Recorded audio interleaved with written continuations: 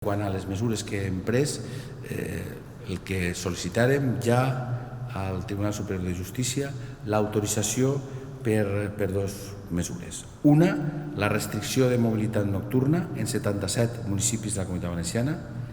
Serà un toc de queda, una suspensió de la mobilitat des de la 1 a les 6 de la matinada. El conjunt d'estos municipis superen 2,6 milions d'habitants i, per tant, el toc de queda afectarà la meitat de la població valenciana en un moment en el que no es pot deixar descontrolada la situació. Sol·licitem al Tribunal Superior de Justícia també l'autorització per renovar la limitació de les reunions socials a un màxim de 10 persones, tant en l'àmbit privat com en el públic, a tota la Comunitat Valenciana. 10 persones màxim dins de les vivendes i en els espais, en tots els espais, també els espais a l'aire lliure. Hem demanat autorització al TSJ per tal d'implantar aquestes mesures fins al 16 d'agost. Volem tindre 3 setmanes per comprovar l'efectivitat d'aquest nou marc i aturar, baixar la corba. Ara, per tant, estem en aquests moments, en aquestes hores, esperant el pronunciament del Tribunal Superior de Justícia.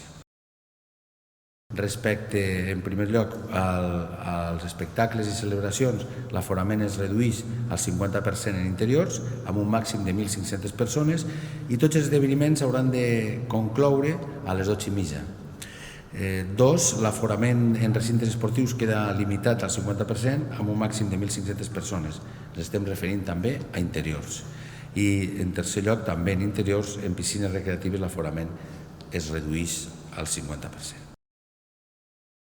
Puc anunciar-les que d'un enviament ordinari de 197.000 dosis al mes passarem, de la vacuna Moderna, passarem al mes d'agost a rebre 441.570 dosis.